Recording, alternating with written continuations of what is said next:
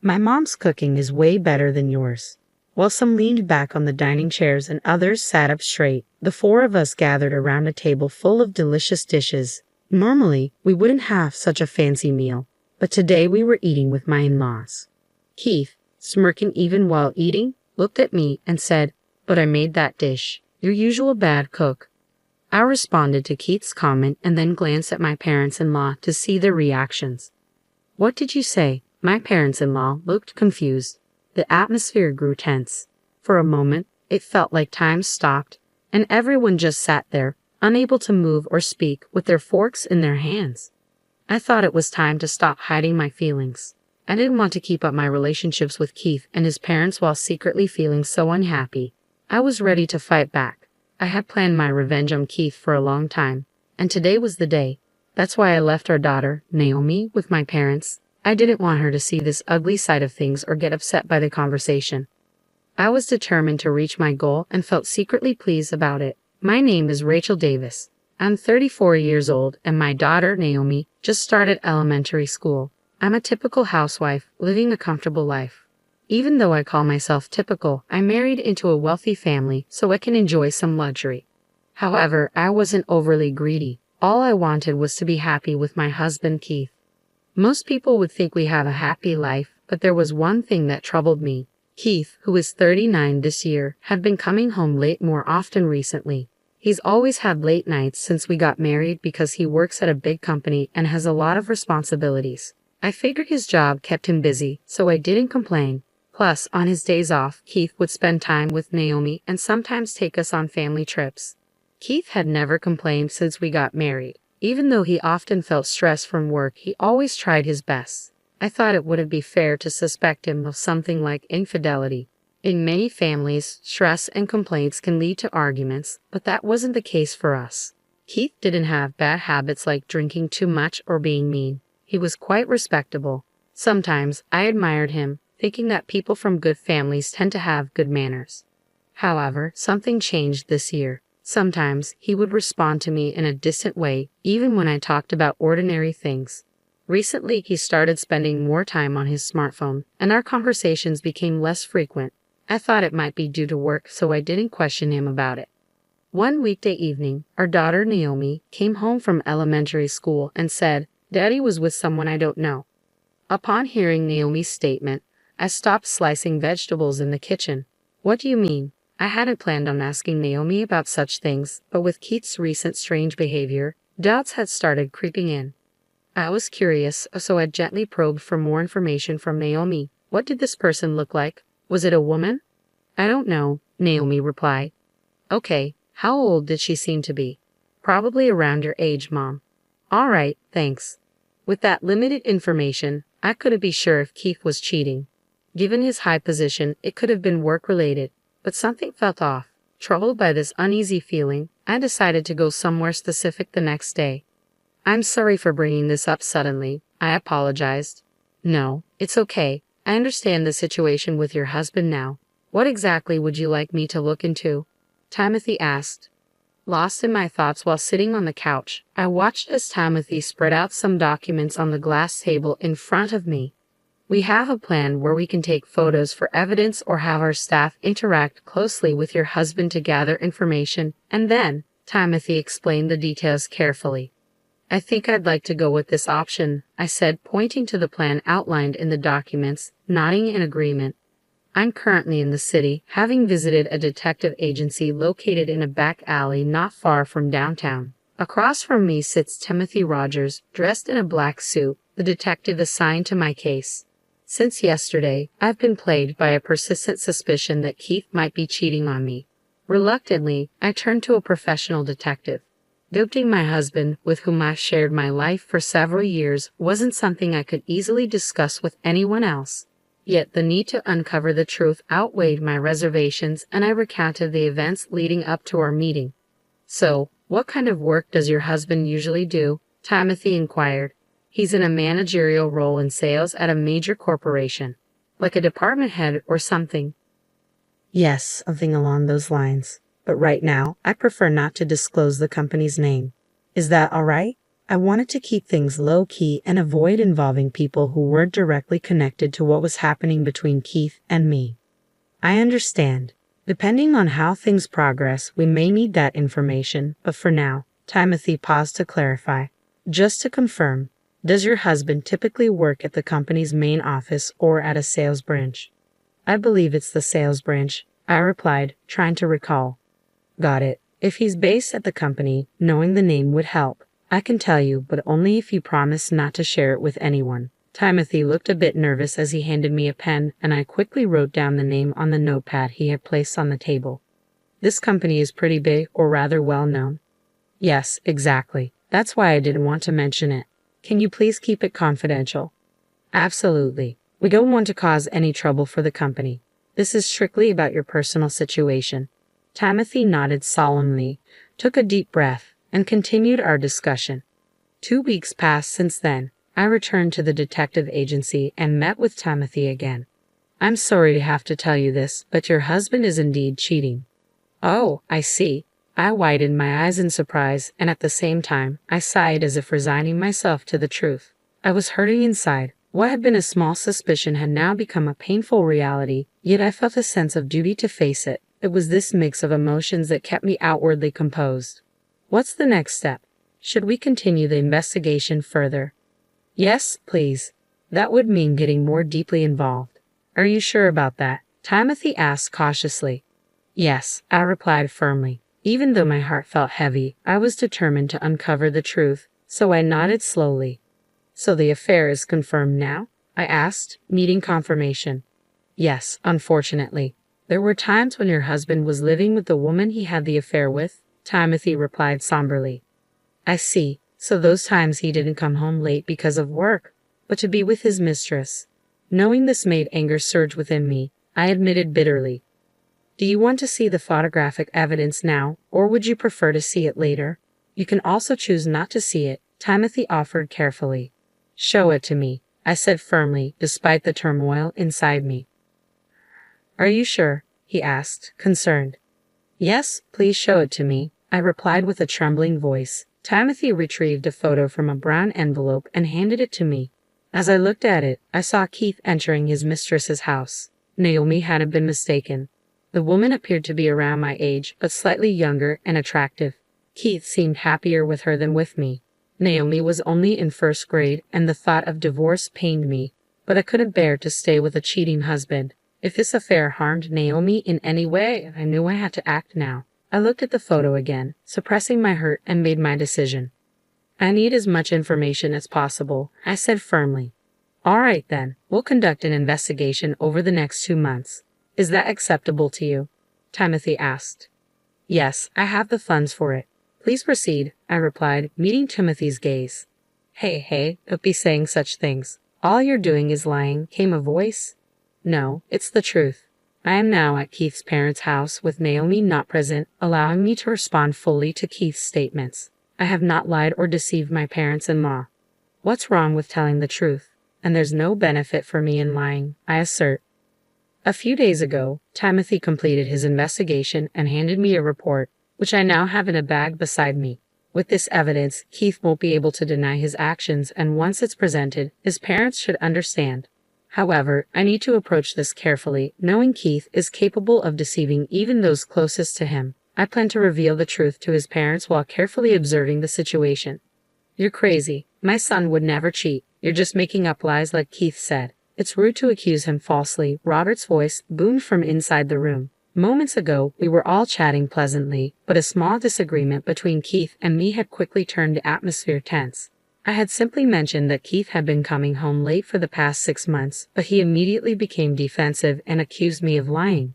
I knew I had provoked this, but my resentment towards him ran deep. I had come to this gathering with a sense of needing to confront him. Keith said you can't even handle basic household chores properly. You're just sitting at home, doing nothing, Robert continued, his voice sharp. That's a misunderstanding, I replied firmly. A misunderstanding? Are you calling my son a liar? Yes, I affirmed, keeping my composure despite Robert's intimidating stare. That's absurd. My son is exceptional. I've given him the best education and upbringing. I taught him respect and responsibility. He wouldn't do something like cheat. Robert insisted adamantly. Robert's refusal to accept Keith's actions stemmed from his ignorance of the truth. His demeanor grew more tense by the moment. I was poised to present the evidence and reach for my bag. I used to trust you, but not anymore after this, Susan interjected with disappointment in her voice. Susan had always been kind. When I arrived early at their home today, she greeted me warmly. It was Susan who had initially encouraged Keith to marry me, owing to our mother's long-standing friendship. Yet now, Susan regarded me with suspicion, as if I were a criminal. If things are this bad, we might have to consider divorce, Susan sighed, her words heavy with resignation. I hadn't wanted divorce to be mentioned. Our family runs a prominent company. If people find out that someone like you is married to my son, especially since Keith is set to become CEO in about 10 years, it will reflect poorly on us. Susan continued, her tone direct but her expression apologetic. Plus, she can't even cook properly and is cheating. That's not true. I cook just fine. I defended myself. Really? Your cooking tastes awful, Susan retorted. In that room, where tension hung thick, Keith casually picked up his fork, took a piece of grilled fish from the table, and started eating. His arrogant demeanor grated on my nerves. You know, Mom's cooking is way better than yours, Keith remarked with a laugh. What? That was made by me though, wasn't it? Your usual mistress whose cooking is awful, I muttered in stunned disbelief at Keith's remark. The atmosphere in the room turned tense instantly. Excuse me. Both sets of parents-in-law looked shocked, mouths hanging open. Keith's eyes widened as he dropped the grilled fish he had picked up with his fork onto the table. What are you saying? Susan's voice quivered with surprise. Just what I said, I replied calmly to Susan's question. As I've been saying, the one lying here is my husband. Stop making up stories. Keith slammed his fork down, his voice rising. It's not true. Besides, I cooked that grilled fish this morning when I arrived, not your mother. You and your father wouldn't know since you came later in the afternoon, I explained, maintaining my composure. Keith's irritation grew, and his face flushed red with anger. You have evidence? Keith challenged, standing up from his seat. Yes, I do. I'll show you, I asserted firmly. What? No, you're lying. This is nonsense. Keith protested vehemently. It's true. I'm serious, I asserted firmly, meeting Keith's eyes with an unusually serious expression. Well, anyway, I haven't done anything wrong, Keith muttered, sitting back down quietly. You understand the consequences if this turns out to be true, right? Robert's voice rang out angrily. Let's calm down first. Does Rachel really have evidence? Susan interjected, trying to diffuse the escalating tension. In that moment, Susan was the voice of reason. I retrieved an envelope from my bag and placed photos, along with a letter-sized paper from Timothy, the detective, on the table. Keith's face paled as he watched me lay out the evidence. No, this isn't what it looks like, Keith protested desperately, refusing to face the truth. What's going on? What does all of this mean? Robert demanded, but Keith covered his ears in a futile attempt to block out the truth. What are these? These photos. Who is this person? Are you really cheating? Robert demanded, shocked and dismayed. Yes, that's correct. That's why I had these photos taken as evidence. This is not fabricated. I've also spoken with a lawyer, so if we decide to divorce, it will be handled legally, I stated firmly, my resolve unwavering. I was determined to hold Keith accountable. This could damage the reputation of my company. Robert's voice wavered. The confidence he had shown earlier seemed to fade away. What's the truth here? This isn't my fault, Keith muttered defensively. At Susan's question, Keith covered his face with both hands, unwilling to confront the reality before him. However, he couldn't deny the undeniable evidence any longer. Keith's distressed expression slowly gave way, and it became clear he was starting to regain his composure. All right, I'll talk, Keith slumped, appearing exhausted. He struggled to find the right words. I did cheat, but it's not entirely my fault. Keith began to justify himself from the beginning. I had someone I loved before, Keith admitted. Loved. I was taken aback. Keith had never mentioned this before. Since when? I pressed. Before I met you, before Mom introduced you to me, Keith confessed. So why did you choose to marry me then? I asked, feeling a mix of hurt and confusion. Because it looked good socially, Keith admitted reluctantly. Then he turned to his parents, his expression troubled. What do you mean by that? I asked, trying to comprehend Keith's explanation. Dad wanted me to get married soon, so I was set up with someone Mom recommended, Keith explained, his voice strained. So if you love someone else, why didn't you tell me? I questioned, feeling hurt and betrayed. Because I knew you would criticize me, Keith admitted reluctantly. Who is this person you love? Robert demanded angrily. The suspicion he had harbored towards me now shifted to Keith, and he banged the table with his right hand, demanding the full story. It was someone I met about 10 years ago. She worked at a nightlife spot, but given that my father runs a major company, I couldn't openly discuss it, Keith confessed, his tone resigned. A nightlife spot? Well, in that case, I probably would have opposed the marriage, Robert muttered with frustration and disappointment. Indeed, Keith admitted. Yes, Dad, so it's not entirely my fault. In truth, I wanted to marry her. Keith dropped a bombshell, revealing the truth I had never known. I was left speechless. We had lived together for years, had a child together, but Keith had never truly loved me. It was a devastating realization. She said it would be okay if we got married this year, so I saw it as my chance, Keith continued, explaining himself. Chance? Chance for what? What are you talking about? Susan, who had been listening intently, interjected with confusion. It was my last opportunity to marry her, and I thought if I spoke poorly of Rachel, Dad and Mom would agree to our divorce, Keith confessed bitterly. I'm tired of all of it, the societal pressures and expectations. I just want a simple life. I'd rather spend my life with that woman than with our family. Keith spoke with a raw honesty I had never heard from him before. Despite my hurt, I felt a twinge of sympathy, realizing the stress he had been under all these years. But it also became clear that our relationship had only been a facade, lacking any genuine love. So, what are you going to do about our marriage? I asked, my voice trembling. I'm going to get a divorce, Keith replied, his decision final. Do you have any idea how much money I've spent on you? Robert's anger escalated, his frustration palpable. Hey, please stop, I interjected, trying to ease the tension. What, you're siding with him now? Robert snapped back, his anger directed towards me. It's not about taking sides. We've never heard his true feelings before. He's always followed our advice and done what was expected, even since his college days, I explained, hoping to bring some perspective. And what about my business? I won't accept it unless he marries someone suitable, Robert continued, his fury unabated. I'm sorry, Keith's voice trembled with pain. Just saying sorry won't fix this, Robert retorted harshly. But isn't it enough that he's finally being honest with us? Susan interjected gently, her voice soothing the heated atmosphere. I'm filing for divorce, so what about taking over my company? What's your decision? Robert demanded, his expression stern and unwavering. I can't take it over anymore, Keith replied quietly, his resolve clear despite the turmoil. I see. So are you prepared to take full responsibility?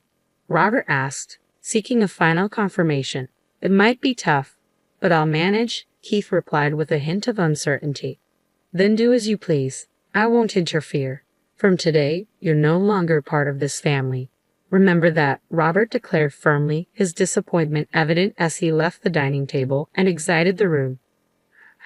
I'm truly sorry, Keith turned to me with regret in his eyes, pleading for forgiveness. But despite his apology, I couldn't forgive him for the turmoil he had caused in my life. I was resolute about getting a divorce and securing child support to move forward. I contacted the attorney I had spoken with earlier that day, and the process of divorcing Keith began the following day. A few months have passed since then, and I feel like my life has improved, even though it's not as comfortable as before. Despite the challenges, I'm in a better place now. Mom, I'm off to school, Naomi called out. Take care, honey, I replied.